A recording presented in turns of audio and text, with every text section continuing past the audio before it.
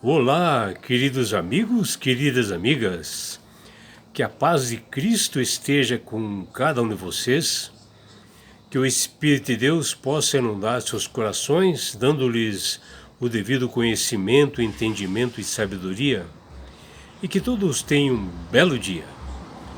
Vamos estudar a lição? E hoje a lição 6 ela tem como título O que importa?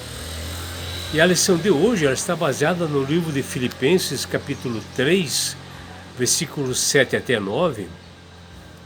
E aqui o apóstolo Paulo ele usou a linguagem de comércio, de ganho e perda, para descrever a sua contabilidade espiritual antes de sua conversão. Embora muitas vezes nós possamos evitar refletir isto, né? Mas todo ser humano possui uma contabilidade espiritual.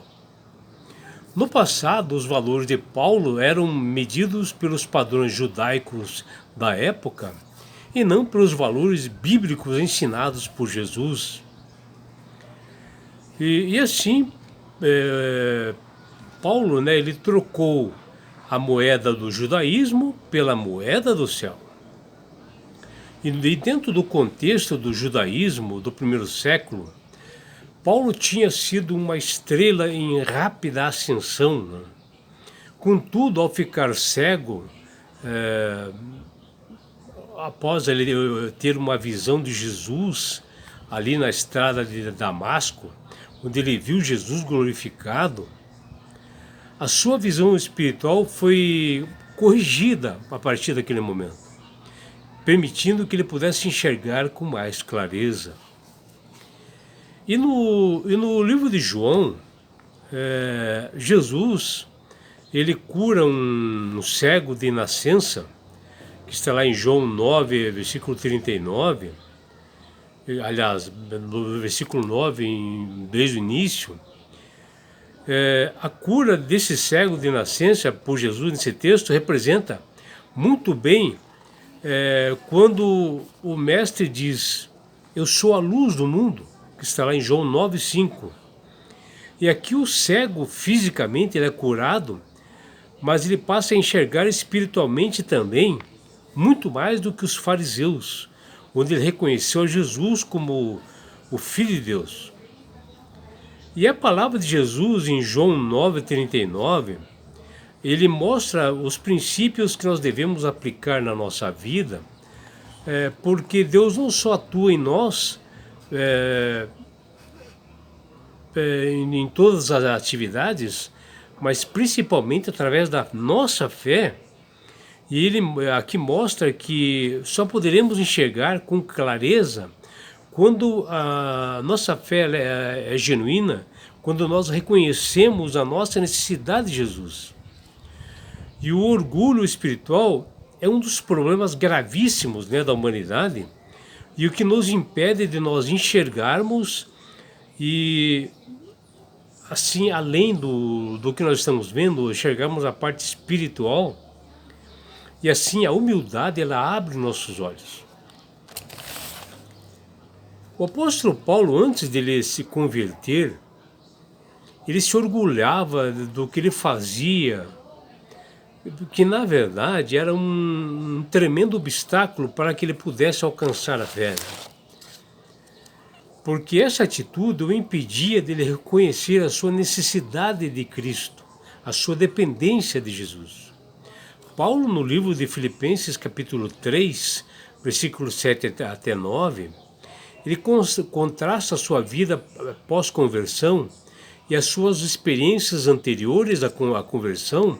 Ele usou uma linguagem comercial e ele menciona ganhos e perdas para descrever sua confiabilidade espiritual antes de sua conversão.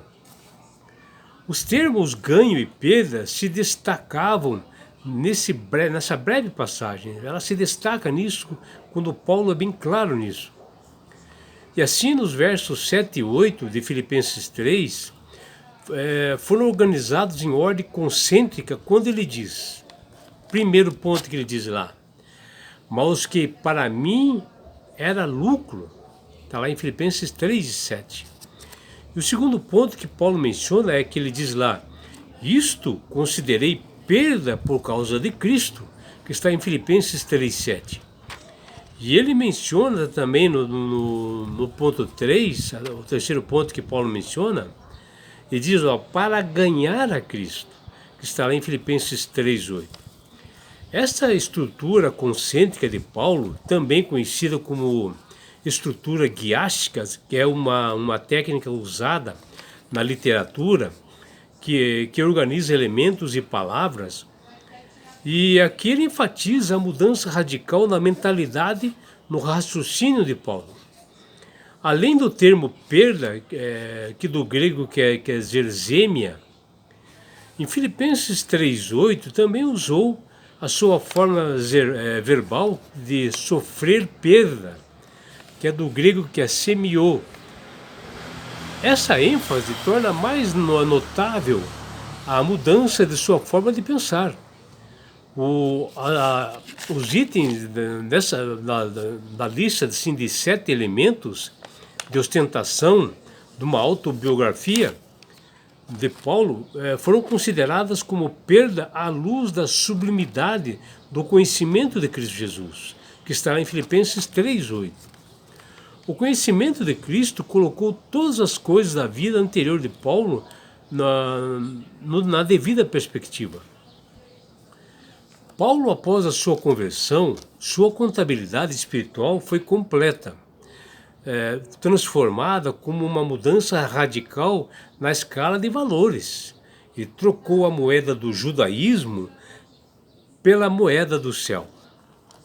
A escritora americana chamada Ellen White, ela disse: somente aquele que desceu do céu pode falar sobre o céu e apresentar corretamente as coisas que formam a moeda do céu, sobre as quais ele estampou sua própria imagem e inscrição. Dentro do judaísmo do primeiro século, o apóstolo Paulo, por sua capacidade de liderança e obediência, tinha sido uma estrela em plena ascensão. Contudo, quando a luz de Cristo no caminho ali para Damasco o deixou cego, diante sim de uma visão, que ele viu ali Jesus glorificado, que nós poderemos ver ali em Atos 9, a vida espiritual de Paulo foi corrigida. Ele passou a enxergar de uma forma diferente, com mais clareza. E assim, no livro de João, capítulo 9, Jesus faz um milagre de um cego de nascença, e foi muito criticado pelos fariseus, que até foram interrogar o próprio cego. E em João 9,39, Jesus diz: eu vim a este mundo para juízo, a fim de que os que não vejam e os que veem se tornem cegos. Aqui Jesus inverte a lógica humana, indicando que sua presença separa os humildes que reconhecem a sua fraqueza, a cegueira espiritual, daqueles que recebem a luz do Senhor e já são os orgulhosos do mundo, como os fariseus que, por crerem saber tudo, tornar-se cegos espiritualmente. Este princípio é uma lição para todos nós, que nós vemos as coisas assim de uma clareza quando nós reconhecemos a nossa dependência de Cristo. Porque o orgulho espiritual nos impede de nós enxergarmos, porque só a humanidade abre os olhos através realmente do poder de Deus para que as pessoas enxerguem a verdade. E assim é que nós devemos realmente tocar a nossa vida, enxergar os olhos através do poder do Espírito Santo, para que possamos realmente ver a verdade, né? E não realmente ficarmos cegos com as coisas do mundo e não conseguir interpretar as coisas que estão nas Sagradas Escrituras. Que você, meu amigo, minha amiga, tenha um dia prazeroso e deleitoso ao lado do Criador do Universo. É o que deseja seu amigo João Carlos Amorim.